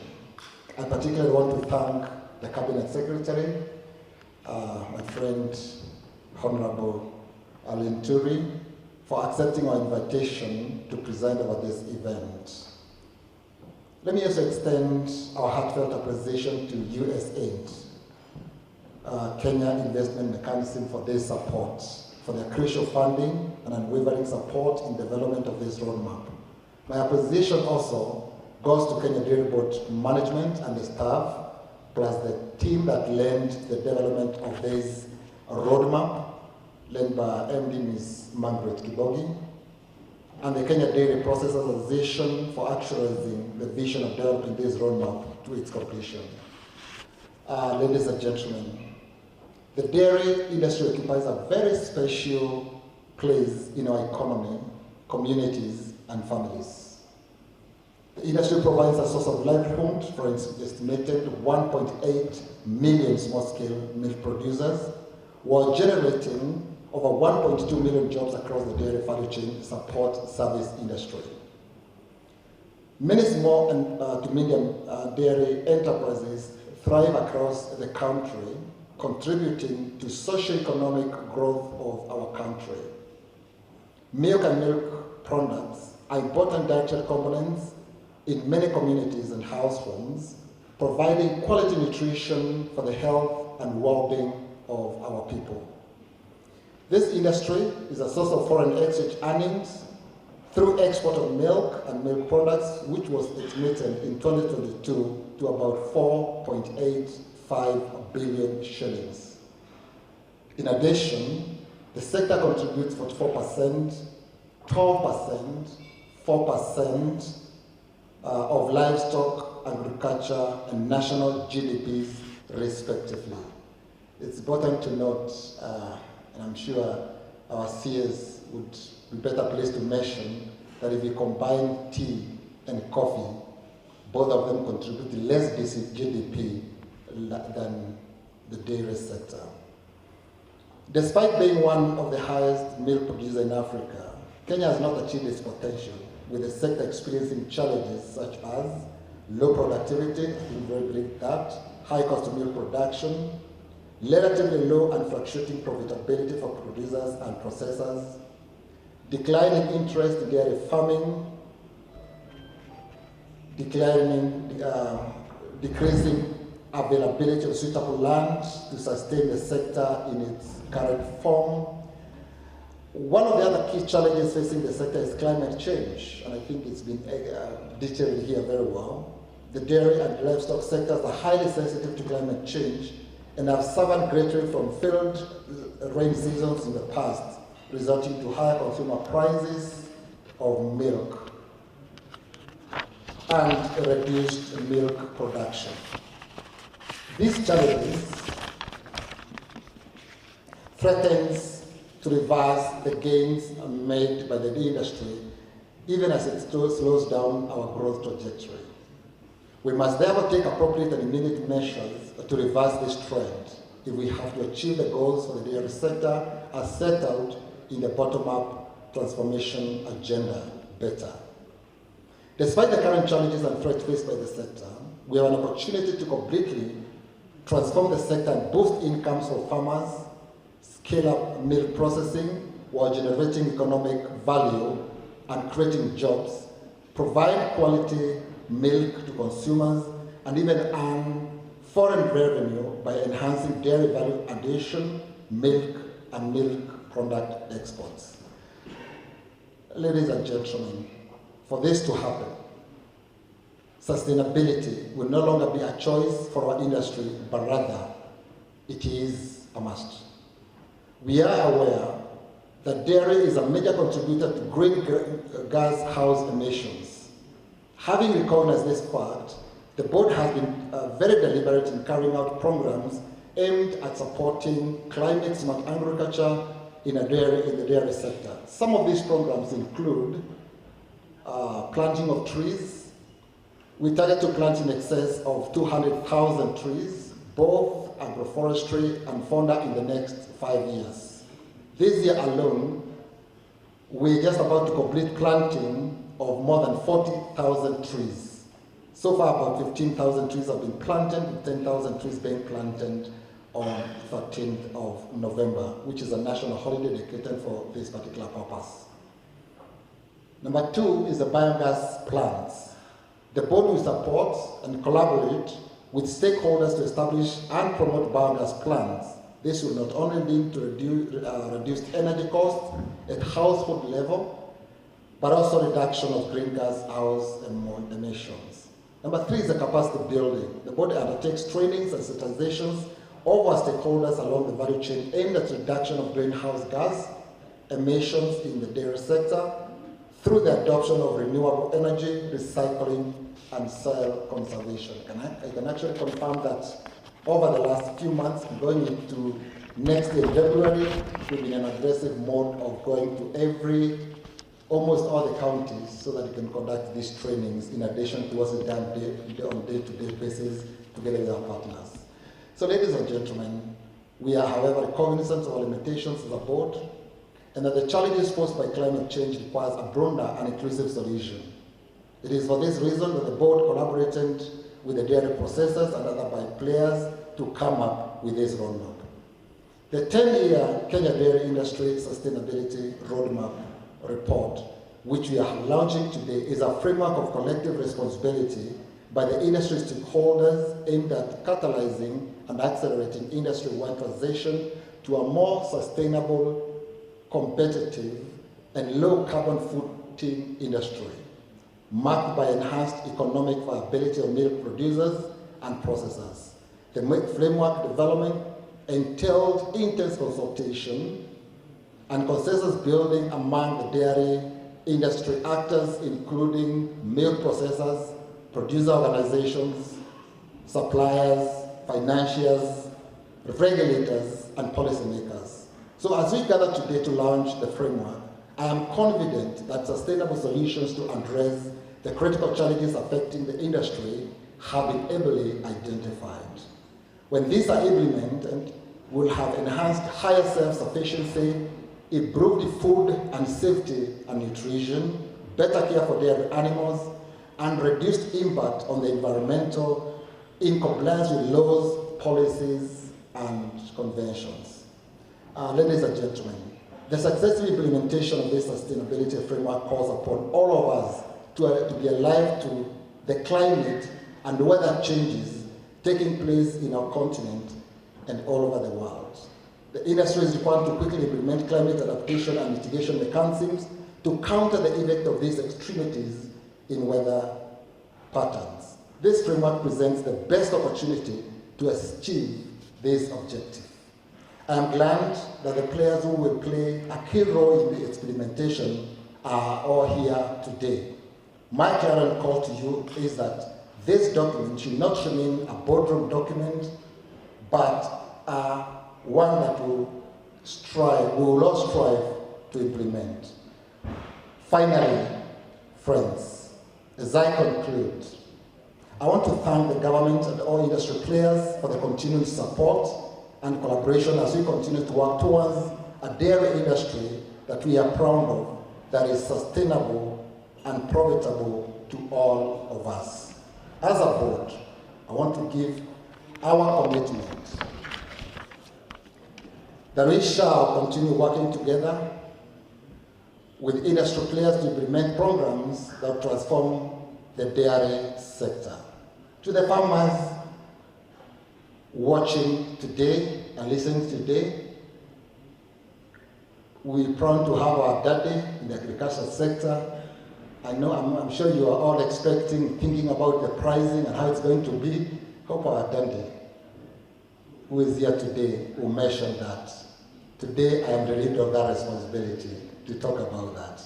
With those few remarks, kindly join me in welcoming the Cabinet Secretary, Minister of Agriculture, Livestock and Development, Honorable Mithika Linturi, to give his remarks. Please, let's stand together and applaud our CS as he comes to talk to us. Thank you, Chairman. Thank you, Chairman. Let's all be seated, please.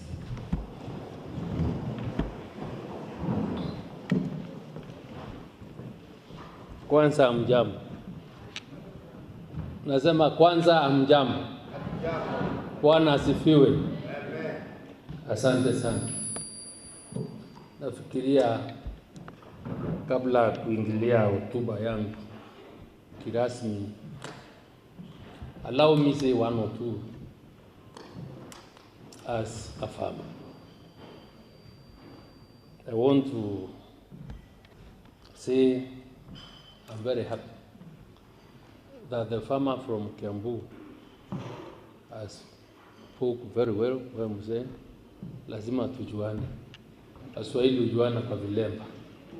Na before we get to the process, and I am happy that I'm in this meeting where we are all seated to appreciate the good work that has been done by the Kenyan Dairy Board as a regulator, and each one of us is here to really appreciate that work by launching the Kenyan Dairy Board Sustainability Roadmap for 2023-2032.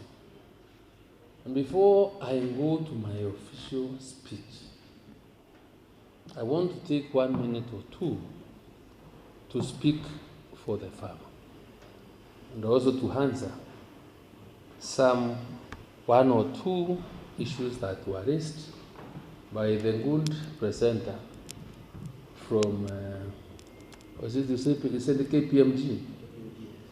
Yes, from KPMG. I want to say that I'm a practitioner, and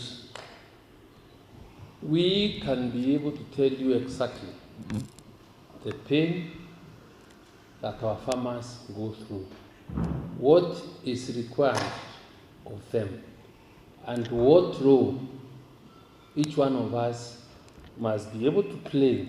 All the people represented here, or the groups, the stakeholders presented here, what we need to do to achieve the ideas or the prospects, the objectives of this report we are launching today.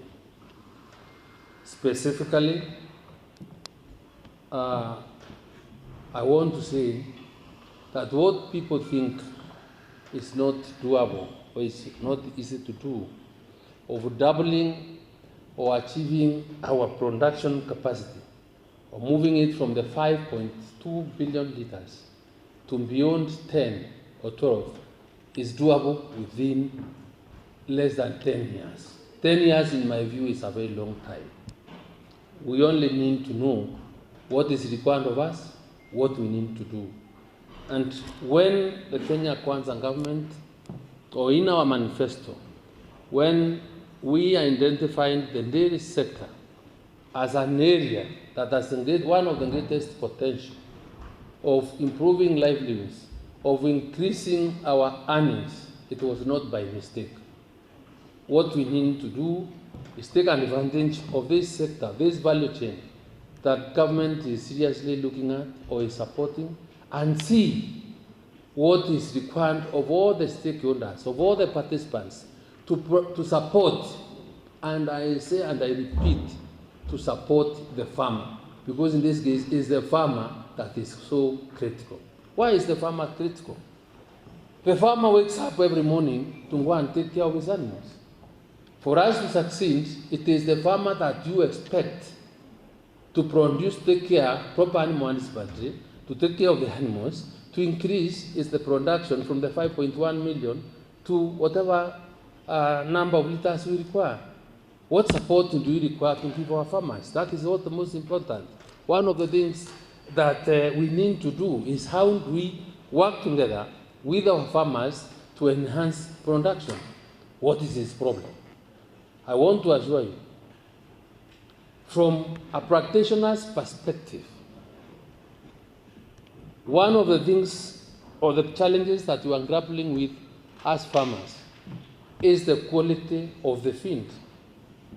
If we are able to get the right feed with the proper nutritional value and be able to feed our animals well, I want to assure you we will be able to increase production.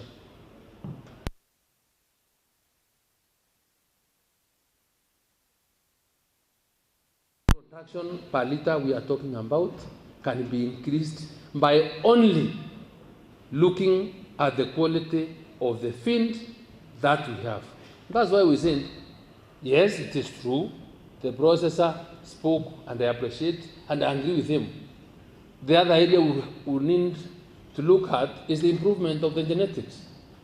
Yes, it is true, it is possible. It's one sure way of doing it, but which is one of the fastest ways of increasing production is proper nutrition for animal, the right food, feed quantities, the right water quantities, and you'll just see a change within a week or two and all things will be okay.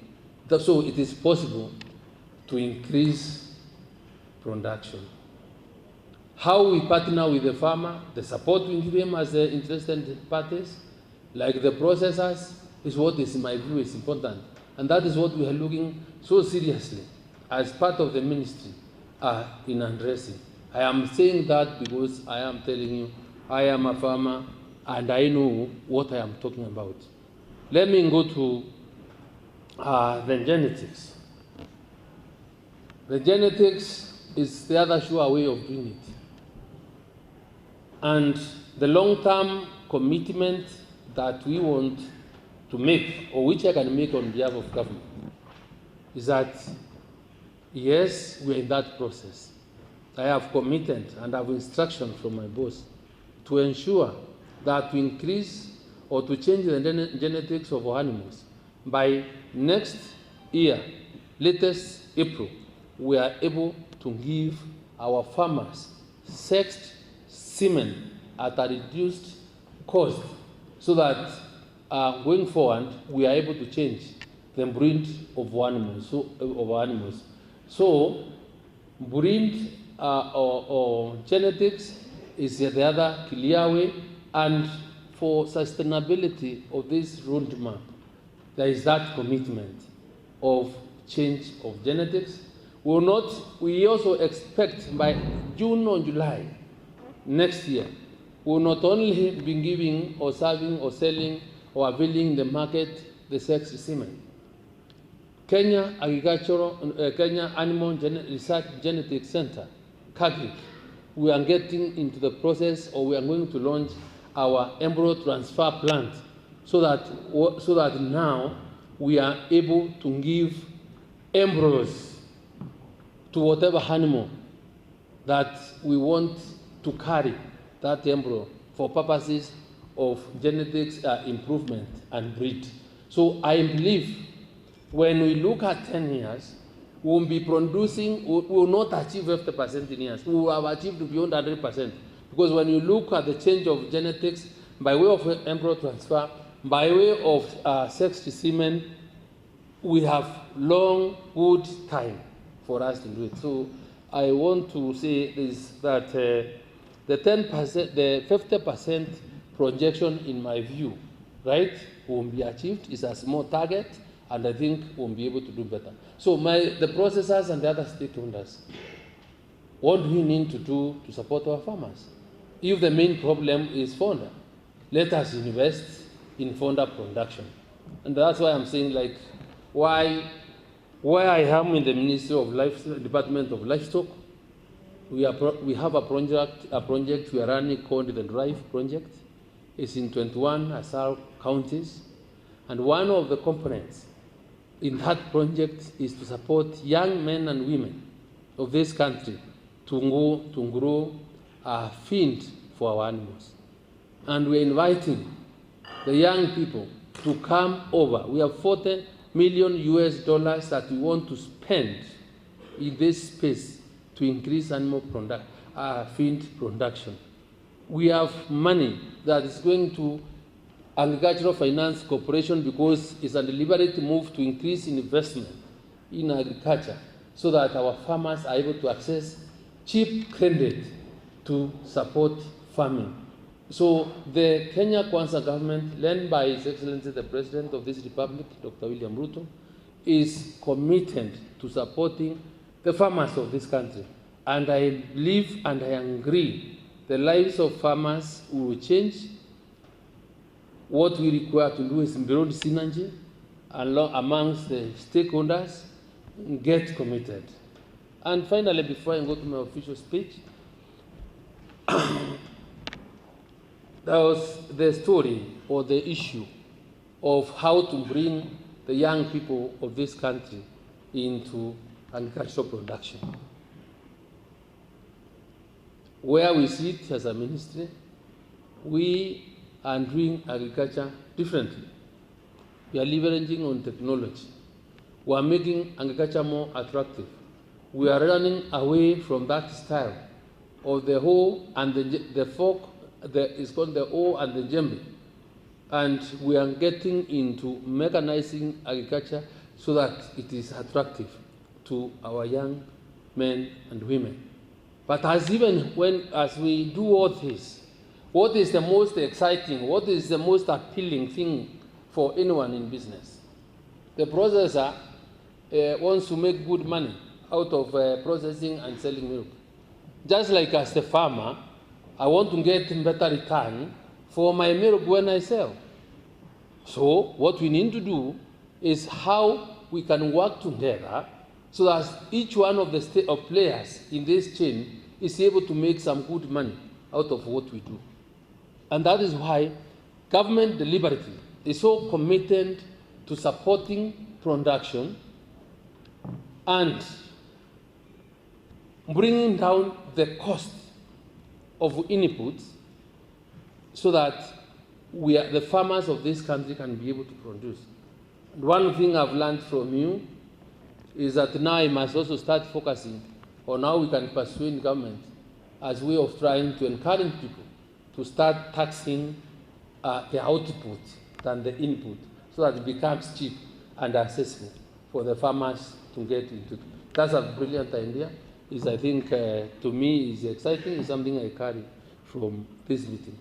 But as you said, so much work is done and reports have been done. Yes, reports will be done, but it requires a conscious, deliberate, a passionate leader that wants to implement the reports. And I am saying this because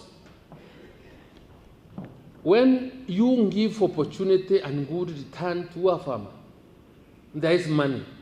We won't go into farming. This sector, has been a captive, was captured by cartels and people for some time. And that's why milk production on the dairy sector almost going down. It's now coming up because deliberate government efforts are there to support the processor, to support the farmer, and everybody else. But you all know, you are all aware that in the last few years, the processor or anybody else who wanted to engage in this business was never given space because of conflict of interest. So for the processors, there is good space for you to do business. For the farmer, we are really willing to give you support. So don't be worried. We are going to ensure the potential of the dairy sector to improve the well-being of our people is something that we must be able to achieve. My friend, you are the author, or you participated in coming with this report. What I didn't hear you say, because you are giving us lectures, or now where we want to get to, is what will be your particular role to ensure that this is achieved. because they will not be achieved without the participation of everyone. There is the role of the Kenyan Dairy Board, there is the role of the farmer, there is the role of the processor. So these reports, mostly are very good. But when we all do not define our roles and participate, each one of us as an individual, as a family, becomes very difficult. So when, everybody, I am clear in my mind, yes, we have serious issues with the cost of living that we are trying to address as a country. But one of the things I would want to say without shame from this forum is that if we want to address the cost of living so that it is not seriously felt, we must deliberately be willing and ready to work overtime. We must be willing and ready to increase or expand our revenue streams.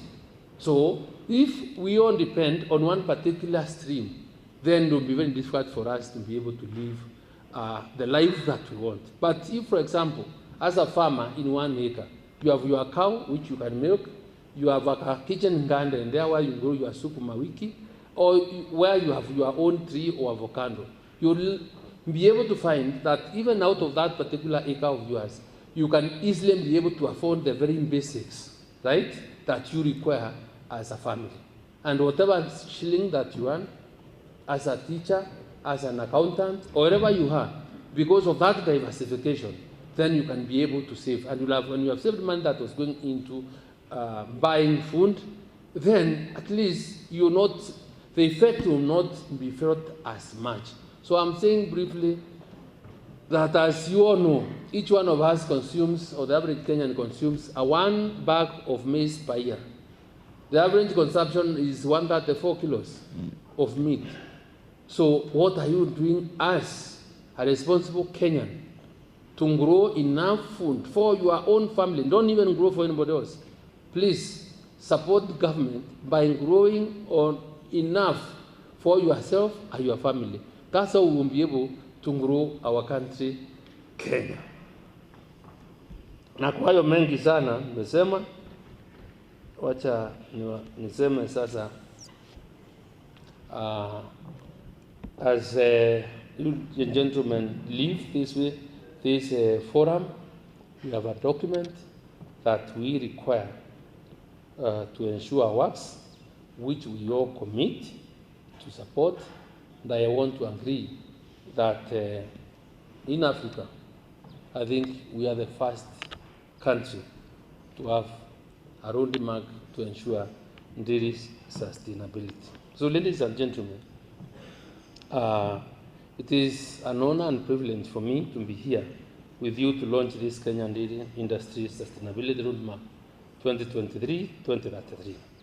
I'm grateful to all of you for taking time from your busy and demanding schedules to come for this launch. As you are aware, sustainable development and climate change are major issues globally. The two issues are linked and are vital to the present and future well-being of the human race. Sustainable development is key in reducing the challenges posed on society by climate change. It is therefore indeed a very important occasion for us in the dairy industry as we launch our first sustainable roadmap, which seeks to accelerate the transformation of our industry towards a low-emission pathway while increasing profitability of dairy business. The United Nations in 2015 adopted the Agenda 2030 for Sustainable Development, which among others seeks to attain clean water and sanitation, affordable and clean energy, decent work and economic growth, responsible consumption and production, and climate action. At the time of formulation and approval of these goals, the United Nations supported the climate change negotiations, which led the Paris Agreement on climate change in 2015.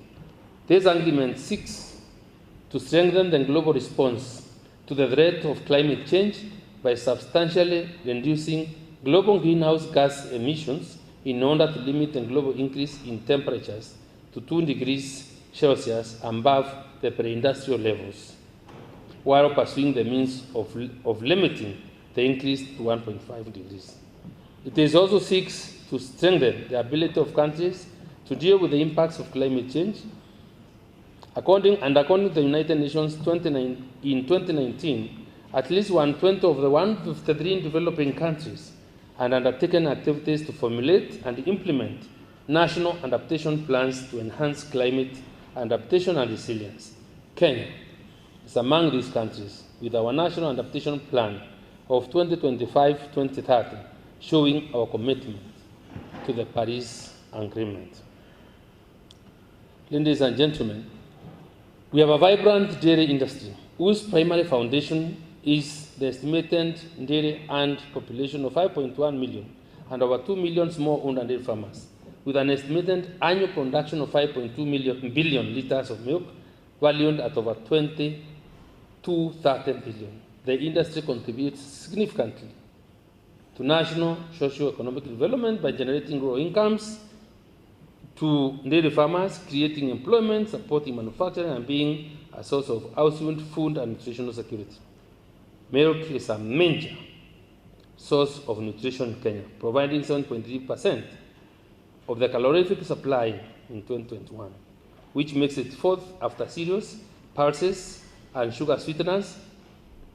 And however, the potential of the industry has not been realized, mainly due to the low productivity, high cost of production, and other inefficiencies. The productivity of a large dairy hand at below 7 liters per day is low by global standards and contributes significantly to greenhouse emissions. In 2015, Kenya's contribution to global greenhouse emissions was estimated at 93.2 metric tons of carbon dioxide equivalent, of which 40% was from agriculture. Our livestock subsector is responsible for 90% of the agricultural emissions, with 15% coming from the dairy industry. The dairy emissions mainly emanate from the use of high-emission energy sources, poor feeding practices, and poor management of herd and dairy waste management. The gases of most concern are methane from the ingestion of cows and manure, and nitrous oxide from manure, fertilizer, and poor soil management. The two gases have a greater global warming potential than carbon dioxide. The Kenyan government aims to reduce greenhouse gas emissions from the dairy industry by 0.4 metric tons of carbon dioxide equivalent by 2030, as outlined in our National Climate Change Action Plan. The government of Kenya is committed to sustainable development and climate action. Our Constitution of 2010 is vocal on the obligation of the state to ensure sustainable exploitation, utilization, management, and conservation of the environment and natural resources, and to ensure the equitable sharing of the accruing benefits. In addition, there are several policies, legislative and strategic frameworks put in place by government to address climate change, including Vision 2030, National Adaptation Plan of 2015 to 2030, the National Determined Contributions of 2020-2030, Kenya National Climate Change Policy of 2016, and the National Energy Policy of 2018 and the Climate Change Act of 2016. The government is keen on climate financing, including mobilizing resources from the Green Climate Fund for climate change mitigation and adaptation. The State Department of Livestock, in partnership with the Kenyan Dairy Board, UN, FAO, and IFAND, are currently developing a project proposal on pathways to dairy net zero permanent. The proposal seeks to transition the dairy industry to lower greenhouse gas emissions and adopt more climate resilient dairy systems. The industry-led development of the Kenyan dairy industry sustainability roadmap of 2023 to 2033 that we are launching today is deemed an exciting addition that will complement the measures by government to enhance sustainability of our dairy industry and reduce greenhouse emissions. The government, under the leadership of His Excellency President William Ruto, is implementing the bottom-up economic transformation agenda, the Beta Plan of 2022-2027. And this is anchored on 5 pillars, that is agriculture, MSMEs, MSME economy, housing settlement and settlement, healthcare, digital superhighway, and the creative economy. And in agriculture, dairy was selected as one of the key value chains for transformation. Then the transformative goals are two. Number one, now production of milk from 5 billion liters to 10 billion. Grow exports of dairy produce to 1 billion liters. Increase the percentage of formally marketed milk from 30% to 50%, and increase revenue of small-scale dairy farmers to Kenya shillings 56,000 per month. My ministry is developing an implementation roadmap to guide the realization of these goals. The stakeholders will be involved in due course to validate the roadmap in preparation for the implementation. The double production of milk interventions, including enhancing access to fodder and feeds, will be undertaken to double the productivity of milk per cow. This goal, over and above enhancing our self-reliance in milk and milk products, will also contribute to lower greenhouse gas emissions, as it has been proven that higher productivity of milk per cow is associated with lower emissions. We want our milk processors to be more efficient, handle more volumes, enhance production of high-value dairy products, and exploit the vast export market opportunities for dairy products in Africa and beyond. It is estimated by FAO that the African continent imported 1.56 billion kilograms of milk and milk products valued at US dollars 4.98 billion in 2021. The five top most important products by value were whole milk powder, skim milk powder, cheese, butter, and condensed milk. As a country, we need to invest in processing, marketing, and export of these products to enhance the turnover and profitability of our industry. In order to enhance our forest cover, His Excellency the President is leading the nation to increase the forest cover to 28.8% from 88% by planting 15 billion trees across the country to shield communities from the adverse effects of climate. And indeed, Monday 13th of this month has been declared a national tree planting holiday. I urge you to wholeheartedly participate in this event and make your contribution to grow our forest cover. The dairy industry is very vulnerable to climate change, and as stakeholders, we must do our best to conserve the environment, mitigate and adapt to climate change. In the same spirit, I also urge you to embrace smart agricultural technologies and clean energy sources as solar and biogas to enhance our productivity, efficiency, and care of the environment. And as all we gather in various counties on the Monday 13th, as we all support the President, I also want to ask you that we all mobilize our friends, our children, our relatives in supporting this exercise. The Cabinet is leading and this exercise on Monday, when the President, of course, will be launching the program. And I am happy that I will be so happy that we all come out to support. Every cabinet has 2 counties to monitor on in this exercise that runs for a number of years, because we want to do it in 5 years. And I'm happy to say that for those people in Makueni and those people in Samburu, I expect to meet you on Monday, because those are the counties that I'm leading as the Agriculture Minister. And I also want to ask each one of us here, as we plant, we should not also forget that the Ministry of Agriculture has a mandate to ensure that Kenya has sufficient food and food of the right nutrition. So as we plant the other natural trees, I'm asking everyone else to be able to plant a fruit tree, something that you can be able to eat, because we want to have a blend of the indigenous trees and the plant trees, because we achieve the objective of our forest cover and at the same time achieve our food and nutritional security requirements.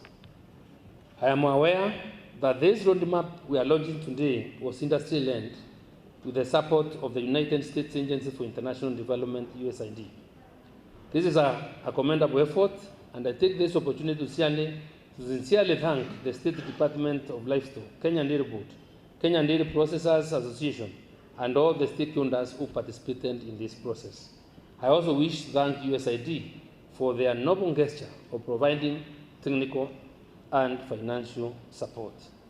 I am informed that the roadmap takes a wholesome approach to our dairy industry, more sustainable by addressing 4 high-level goals aligned to our 4 pillars. That is the people, the plant, prosperity, and the principles of governance, as defined by its vision of a prosperous and environmentally sustainable dairy industry. The 4 high-level goals of the roadmap are: 1, competitively produce sufficient milk to meet the domestic demand and export targets. 2, supply quality, safe, and affordable milk while providing decent livelihoods across the dairy industry. And 3, lower the environmental footprint of the dairy industry to support the country in meeting its NDC targets. And 4, establish a properly governed and highly inclusive dairy industry. On the plant pillar, I understand the roadmap seeks to address emissions and energy management, water management, waste and effluent management, management of land and biodiversity, and animal welfare in the dairy industry. On prosperity pillar, increasing production of milk is one of the key strategies. These are noble objectives that complement the socio-economic development goals of the government. It is particularly noteworthy that the development of this document has been led by the stakeholders, particularly the private sector, who play a critical role in the development of our country. The roadmap is indeed a big statement of commitment by the stakeholders. I am optimistic that if we all work together as partners in dairy development, this document can be successfully implemented for the betterment of our dairy industry. Ladies and gentlemen, I conclude once again by wishing to congratulate the dairy industry stakeholders for the successful formulation of this roadmap.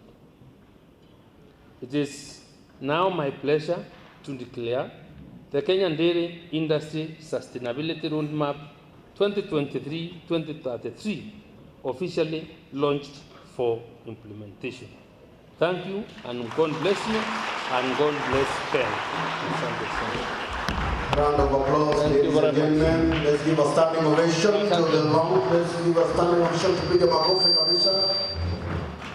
Thank you. On request now, our Honorable Cabinet Secretary, together with the MD and the Chair and the representative of the PS, plus the partners to be around here.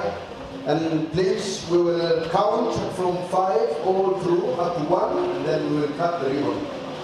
Are we ready? Are we all ready? Are we watching? Okay, we will count 5, 4, 3, 2, 1, and officially, we have begun to prepare. Oh yes, oh yes. All right, Mr. President, here we go. The Kenyan Industry Sustainability Roadmap has been officially launched. One Makofi, one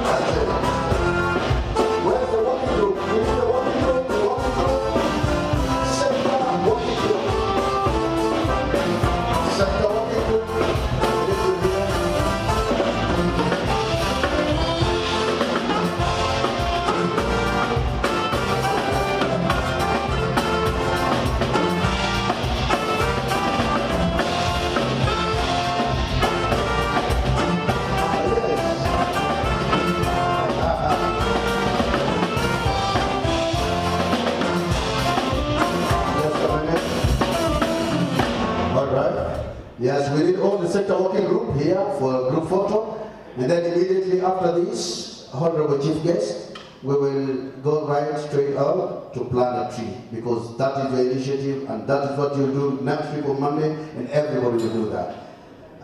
And then there is also a cake that we have to cut a cake just outside, and then mingle a little bit, plant a tree, and then we can live at our pleasure. Asante sana. Thank you so much. Thank you so much, everybody. Thank you so much. We'll have a cake. We'll have a cake straight. Please guide us, Asha, the MD.